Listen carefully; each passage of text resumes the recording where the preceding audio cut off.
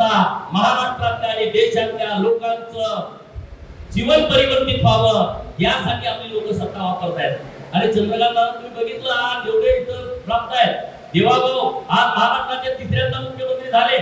हे महाराष्ट्रात कशामुळे शक्य आहे? भारतीय जनता पार्टीचा विचार लोकांच्या मध्ये गेला। तुमच्यासारखे देवदूत कार्यकर्ते आहेत, बाकीचा आदेश आला की ताकदीनं काम करतायत आणि देवाभाऊच्या नेतृत्वामध्ये अख्खा महाराष्ट्र बदलतोय। सांगली जिल्ह्यातले 3-3, 4-4 मंत्री या महाराष्ट्राच्या मंत्रिमंडळामध्ये सलग 15-15, 20 वर्ष राहिले। काय बदल झाला आपल्या जिल्ह्यामध्ये? काय परिस्थिती बदलली? दुष्काळी दोन परिस्थिती आपल्या जिल्ह्यामध्ये, एक नदीकडचा भाग आणि एक दुष्काळी भाग। मिरजचा पूर्व भाग, तासगाव, कोटेबंगाळ, जत, आटपाडी, खानापूर आणि कडेगाव पलूस हे दुष्काळी तालुके होते। पलूसचा अलीकडचा भाग सुकाळी असेल। काय बदल झाला? काय नाही बदल झाला ना। ते दुष्काळात पाणी देऊ शकले, आपलं सरकारला पाणी दिलं।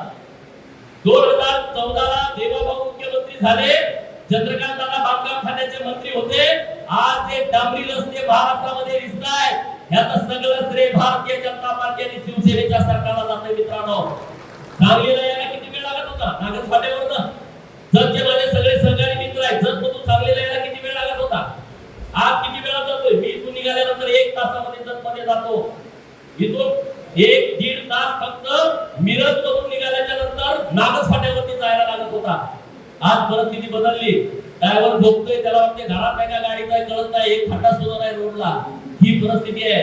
ही परिस्थिती उगाच तयार झाली नाही, आपल्या पार्टीने केली आहे। आज ईश्वरपूरवरून सांगलीला येणारा रस्ता, अरे एवढे वर्ष तुम्ही मंत्री आहे, तुमच्या जिंदगीवरती फक्त अरे तुम्हाला रस्ता करता येत नाही, तो माझ्या पार्टीने केलाय, माझ्या नेतृत्वाने केलाय आणि याचा अभिमान आपल्याला रस्ता पाहिजे। दादा रस्ता तुम्ही करू शकत नाही, बदल काय करणार आहे? आणि म्हणून दादांच्या नेतृत्वामध्ये आज आपली जिल्हा परिषद गेली असेल। काही चिंता करू नका, आपले पालकमंत्री आहेत, आपले मुख्यमंत्री आहेत, चिंता करू नका, तुमचं कुठलंच काम थांबणार नाही। आज दादांच्या नेतृत्वामध्ये माननीय देवाभाऊंच्या आदेशानं आणि जयकुमार रावल साहेबांनी सांगली मार्केट कमिटीचं विभाजन करून टाकलंय।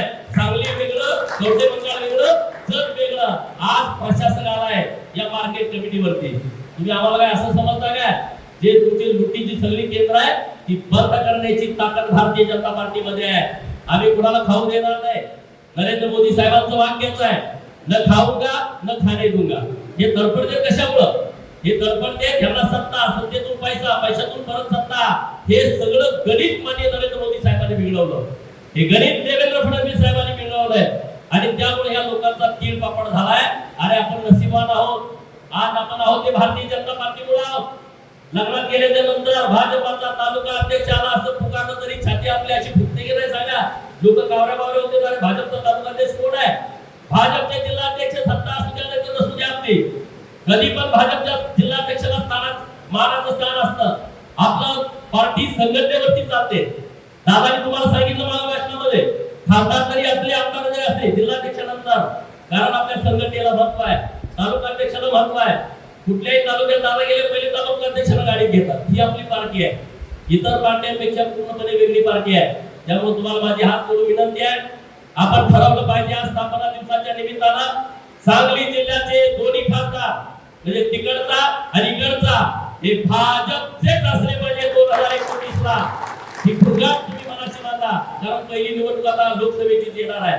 या लोकसभेमध्ये आपण आपला भाजपाचा खासदार निवडून कसल्याही परिस्थितीमध्ये द्यायचा, लोकांच्या मध्ये जायचं, केंद्राचं आणि राज्याचं सरकार जे काम करतंय ते लोकांच्या पर्यंत पोहोचवण्याचं काम आज आपण स्थापना दिवशी आपण सर्वांनी शपथ घ्यावी अशी मी तुम्हाला कळकळीची विनंती करतो।